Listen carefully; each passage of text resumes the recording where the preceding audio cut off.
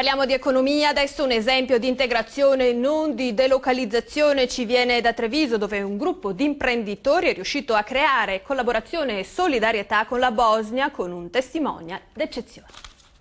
Una fabbrica per il pellet da riscaldamento in Bosnia e Erzegovina in tempo da record, un anno dalla prima pietra all'inaugurazione di metà aprile. Una storia di integrazione più che di delocalizzazione per abbattere burocrazia e problemi legati al credito. Noi abbiamo creato un modello di sviluppo imprenditoriale tra imprenditori italiani e imprenditori bosniaci, con soldi italiani e soldi bosniaci, con una banca bosniaca che si è prestata e ci ha dato fiducia, cosa che non hanno fatto in Italia, e abbiamo creato in un anno una fabbrica. Questo si può replicare nell'agroalimentare, nelle energie alternative e in tanti altri settori, perché è un modello preciso che può andare bene su qualsiasi tipologia di nuova attività.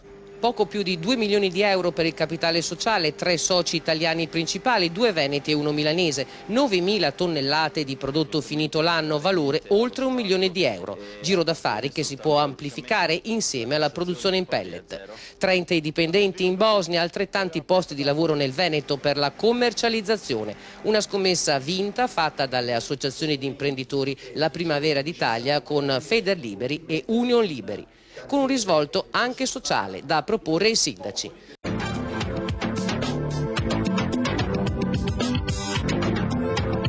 Allora, Colomban, cerco di sintetizzare al volo questi 4 progetti di legge che voi avete presentato. Uno, sblocco immediato dei circa 120 miliardi che lo Stato e gli enti devono alle imprese. Abolizione dell'IRAP.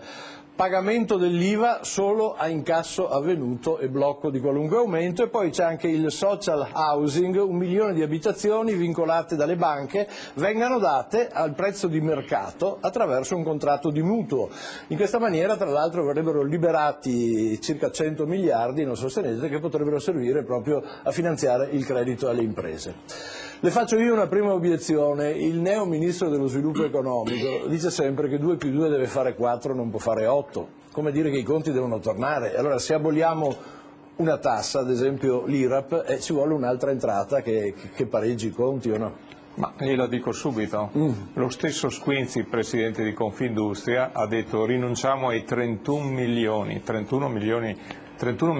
mi correggo, all'anno di incentivi all'industria e abbassiamo le tasse. L'IRAP, le ricordo, è una tassa sull'occupazione e sui debiti delle industrie. Quindi è un'assurdità, è l'unica tassa al mondo che esiste. Cioè noi vogliamo creare il lavoro e nello stesso tempo tassiamo le imprese, cioè per assurdo un'impresa che non ha dipendenti, che fa solo trading o finanziaria, paga il 32% di tasse. Un'impresa che ha molti dipendenti arriva a pagare l'80%. E quindi poi ci lamentiamo che c'è disoccupazione. Quindi l'IRAP è una tassa, mi permetta, assurda, che prima la togliamo, prima rivedremo praticamente l'occupazione ripartire. Quindi non è vero che non ci sono i soldi. Le industrie, lo abbiamo detto, tutte le imprese sono disponibilissime a rinunciare a 31 miliardi e sono esattamente il peso dell'IRAP. Sì, tra l'altro ricordiamo che il paradosso dell'IRAP è che più assumi più paghi di tasse, no? invece che essere falsificato. È un marchingegno piuttosto, diciamo, difficile anche da spiegare in 2 parole. Comunque diciamo che tassa, più occupati si hanno, più tasse si pagano. Più tasse si pagano. È proprio un assurdo unico al mondo, unico paese al mondo. Come siamo unico paese al mondo che lo Stato o gli enti non pagano le imprese. Io ho avuto imprese in 28 stati, ma le assicuro che non ho mai aspettato un giorno in più, anzi normalmente ti arrivavano prima dei 30 giorni, questo in tutti gli stati. Noi in Italia abbiamo lo Stato che non paga le imprese, anzi sembra qualcuno cinicamente dice lo Stato sta aspettando che le imprese falliscano, così non paga più l'impresa, perché quando uno è fallito poi... Ma mi scusi ancora questo, poi passiamo subito agli ospiti. Dove si io avevo sentito di 20-40 miliardi di debiti dello Stato, no, lo Stato addirittura 120 miliardi. Allora, sono 110. Allora, sono 90 solo sulle imprese che hanno più di 20 dipendenti, quindi è stata fatta anche dalla CGA di Mestre un calcolo che è addirittura di 132 miliardi. Le dico però che è abbastanza semplice, noi abbiamo Cassa Depositi e Prestiti, le riserve della Banca d'Italia che sono 370 miliardi, non sono 3 lire. Quindi lo Stato non vuole pagare subito perché lo Stato dice io vorrei pagarlo in 3 anni, in 5 anni le imprese. Ci sono imprese che aspettano i soldi da 7 anni, tanto per dire. Quindi è un'assurdità. Fai anticipare questi soldi dalla Cassa Depositi e Prestiti e tu Stato rimborsi la Cassa Depositi e Prestiti quando vuoi, dopo 3 anni, 5 anni, tanto i soldi sono lì, non è un momentaneo i 370 miliardi di cui parliamo, 240, ripeto, miliardi che sono alla Cassa Depositi e Prestiti, che sono un po' i risparmi degli italiani insieme a tutti i risparmi delle amministrazioni. No, ma non mi faccia parlare di politica perché io faccio l'imprenditore, le premetto. Confapri ha suggerito delle misure a tutti i partiti. Abbiamo messo insieme delle proposte di legge fatte dagli imprenditori, insieme con gli economisti, giuristi, costituzionalisti, tenendo in rispetto le leggi europee. Mi lasci spiegare l'altra importante legge, che è quella del social housing. Ci sono 1 milione di abitazioni vincolate che tengono bloccato un credito praticamente bancario enorme. Ecco, ma ci spieghi questo? Cosa vuol dire vincolate dalle banche, che sono di proprietà delle banche? Sono in sofferenza o incagliate. E ci sono 1 milione di famiglie, quindi 2 milioni e mezzo di persone che vorrebbero avere la casa, che hanno un reddito chi di 400, 600, 800 euro disponibile ogni mese da pagare. Quindi lo Stato garantisce un affitto con riscatto. Che cosa significa? Che le banche svincolano un incagliato di oltre 150-200 miliardi che si renderebbe in 2-3 anni disponibile per l'economia. Quindi questa è un'altra formula per liberare alle banche la possibilità di andare alla BCE e ottenere i soldi a quel 0,75% all'anno. Quindi 30-50 miliardi di ulteriori iniezioni sull'economia. Sono idee economiche, capisce? Ma sono praticabili? Scusate, perché devo chiederlo, certo, evidentemente, che sono perché praticabili. esposte così evidentemente allora, hanno non solo le dico che sono inserite come proposte di legge già nella finanziaria, quella che è stata licenziata un giorno, 2 giorni fa, ma adesso stiamo già scrivendo i decreti legge che poi speriamo vengano approvati.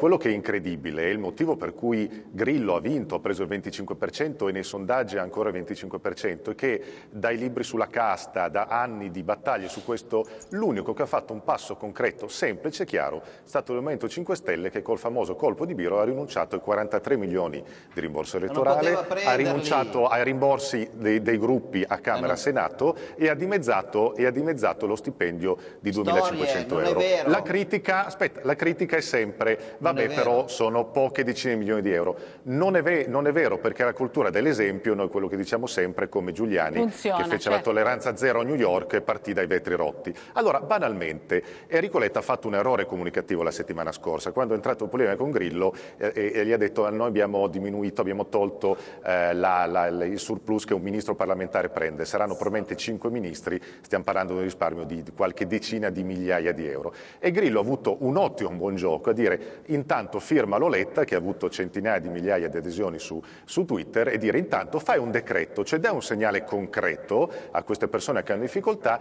in cui la parte fissa di paga del parlamentare viene dimezzata, in cui non dico magari azzerato completamente perché i partiti tradizionali hanno dipendenti, ma diamo un segnale, dimezziamo per esempio immediatamente il rimborso elettorale e partiamo, perché se no fra 2 anni siamo di nuovo a parlarne, andare partendo da quelle decine di milioni, andare a individuare come abbiamo fatto noi le decine di milioni che si possono risparmiare subito alla Camera, al Senato, al Quirinale, nei ministeri, e tutti insieme vengono fuori che 20 miliardi con cui si potrebbe abbassare l'IRA. Allora Artom, so che abbiamo ancora 2 punti, ma siccome le scrivono Franco Sartori, che un po' anche ci sfida perché dice tanto non gliela leggerete mai questa mail, le scrive, e quindi invece la leggiamo perché è carattere, le scrive che lei sarebbe, insomma ci dice perché invitate Artom, il quale avrebbe cercato di allearsi con Berlusconi, ma siccome non c'è riuscito allora adesso sta con il Movimento 5 Stelle, fatevi dire davvero cos'è successo a Treviso, ce lo dice cos'è successo a Treviso per davvero? Guardi, ne approfitto volentieri, penso siamo stati gli unici, abbiamo in quel momento di campagna elettorale dove la legge elettorale spingeva ad aggregarsi, siamo stati arrivati per 3 giorni, dopo 3 giorni, ma non voglio fare ulteriori commenti, siamo stati noi a dire lasciamo stare alleanza, preferiamo andare da soli, e infatti non siamo riusciti da un punto di vista politico a fare eleggere nessuno perché coerentemente abbiamo deciso dopo 3 giorni noi di lasciare quell'alleanza. Da un punto di vista imprenditoriale a Treviso è stato il primo incontro col Movimento 5 Stelle ed è stato stato molto positivo e concreto, quindi non capisco la cosa della mail, perché, e lì è stata la cosa fondamentale, abbiamo capito che c'era una grande capacità di ascolto e queste leggi che volevamo fare sul discorso dell'economia e delle piccole e medie imprese erano molto simili a quello che il Movimento 5 Stelle aveva a programma per le PMI. E chiudo sugli ultimi 2 punti velocemente. Lo Stato sembra che sia contro di noi. Bisogna cambiare questa prospettiva e per quello che diciamo bisogna mettere decine miliardi di liquidità dove, è il caso della casa che poi si è visto, nel sito del Movimento 5 Stelle Massimo Colombani, il fondatore di Confapri, e David Porrelli, che è un ottimo consigliere comunale a Treviso che adesso dopo 2 mandati è in scadenza, hanno proposto questa legge sul social housing in cui sempre col concetto della garanzia è in questo caso il comune che garantisce la casa di chi è in difficoltà a pagare il mutuo e in questo caso non ci sarebbe stato il suicidio di quell'ultimo imprenditore. Terzo, ultimo punto e chiudo, il discorso che bisogna, devo dire obiettivamente grazie all'intuizione di Casaleggio e del Movimento 5 Stelle, di aprire il dibattito sul reddito di cittadinanza.